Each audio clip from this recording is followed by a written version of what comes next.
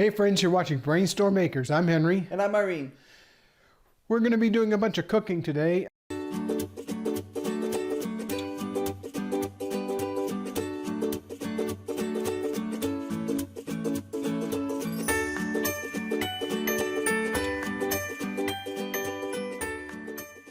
Irene got started this morning with yogurt. Yesterday she did a whole bunch of English muffins. Right. I decided that I needed to make some more dough for bread, so I have that rising in the pantry.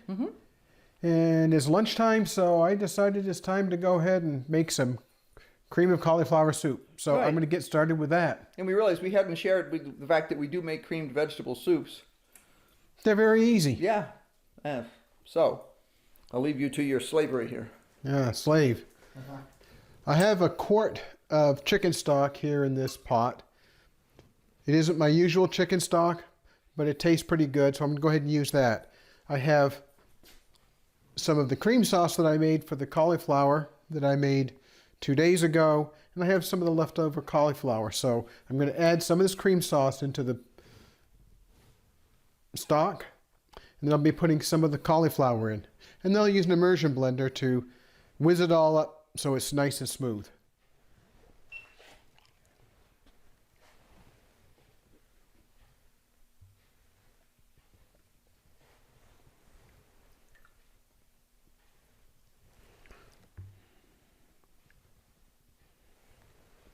Now this cream sauce was made with a roux base, so that's butter and flour cooked.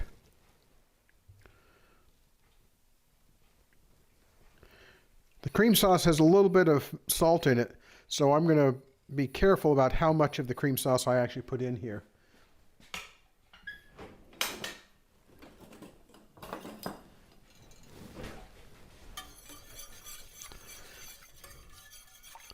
I'll whisk that all up. Now the cream sauce just came out of the refrigerator, so it's going to cool this soup base down. But I'll be able to see how it's doing here. I'll go ahead and give it a taste.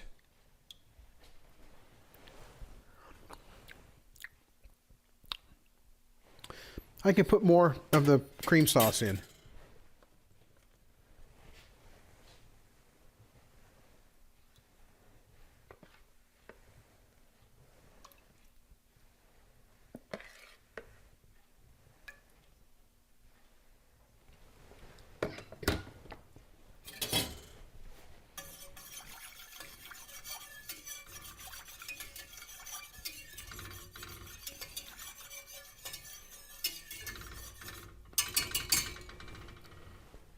Give it another taste.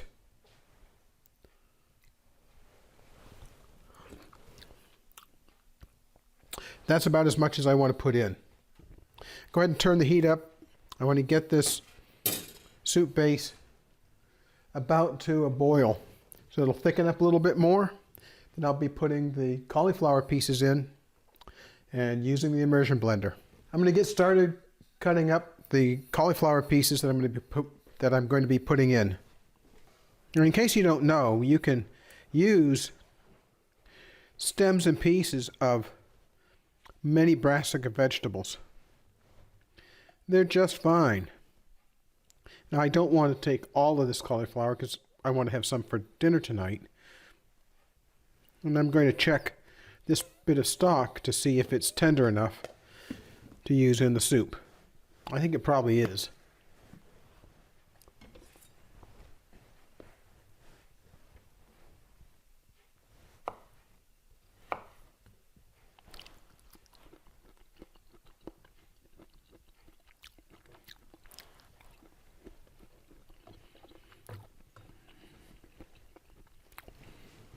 There's no fiber or stringiness to this piece of cauliflower.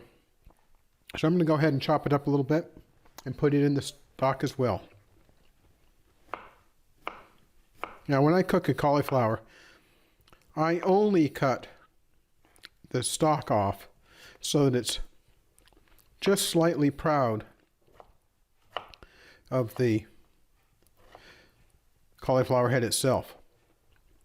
And the reason why I do that is I use the stalk to keep the cauliflower up off the bottom of the pot.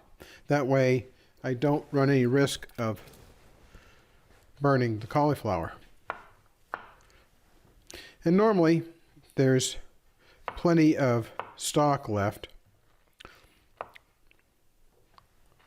so I can use it in things like soup. I have another piece of stalk here that I'm going to go ahead and cut up as well.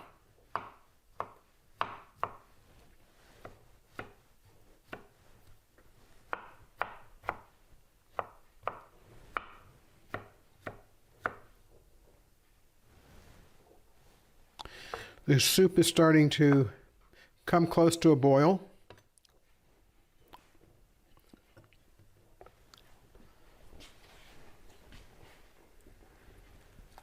Just slide that cauliflower in.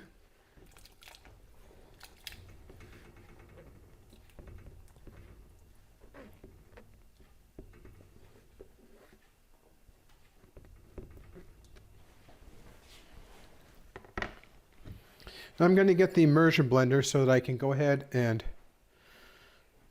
blend up all those pieces of cauliflower so I don't have any big chunks. If you like chunks in your cauliflower soup, you can go ahead and leave it chunky. I like mine smooth. Do you like yours smooth or chunky, Irene? It's not cream of cauliflower soup unless it's creamy. She says it's not cream of cauliflower soup unless it's creamy. I agree. There we go. Now you want to be careful when you use an immersion blender in hot liquids. I put the blender all the way down in the soup. I start giving it small bursts.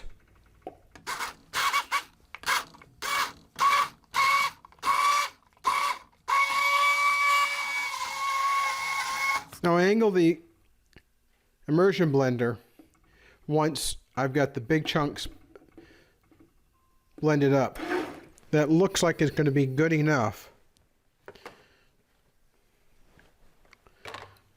Now I'm not sure the soup is going to thicken up enough.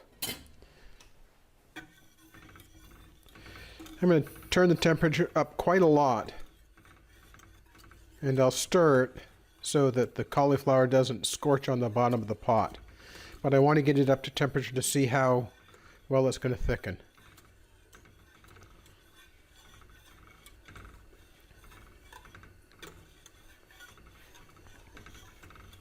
Frequently when I make a cream sauce and I put the leftovers in the refrigerator, it will coagulate overnight, and that's perfectly fine.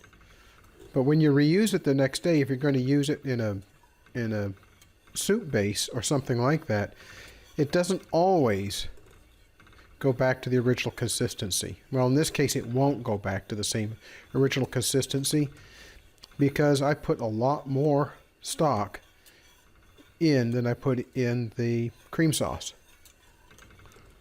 So the balance of stock to flour and butter, so the balance of stock to roux is not going to be ideal. Probably. We'll find out.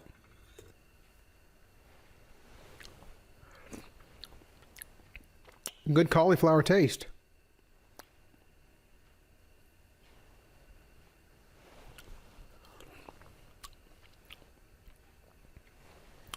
The pepper's about right.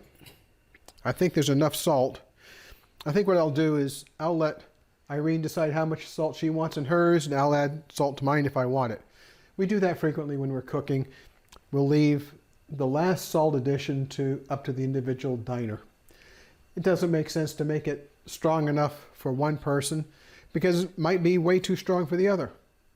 So we go ahead and give some leeway with our salt addition.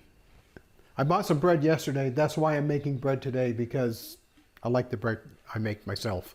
Mm-hmm. Well, the same reason that I made English muffins yesterday. We like my English muffins better than anything we can buy at the grocery store. And I make it 20 English muffins at a time and then freeze the vast majority of it. So it's a couple of weeks worth of English muffins at least. Sometimes close to a month, depending on what we're eating.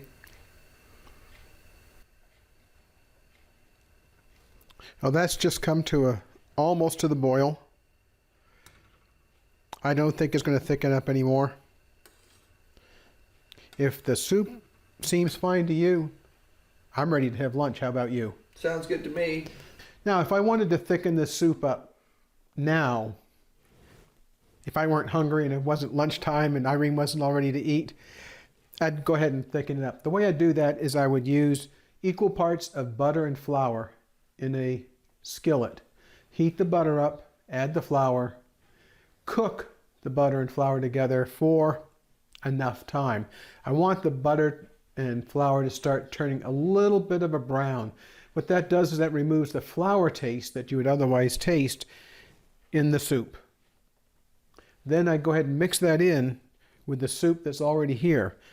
Use the whisk to break it up. It's going to get clumpy when you start, but you can go ahead and work the clumps out with the whisk, or if you have an immersion blender and you still have lumps, use the immersion blender. It works great. Well, thanks very much for watching. Don't forget to like and subscribe and hit the bell for notifications because it's 1 o'clock and I'm going to need to go to the post office. And Irene's got a lot of other things to do, and we just got water delivery. And today's my birthday, so we're having birthday celebration. Thanks for watching. We'll talk with you later. Bye.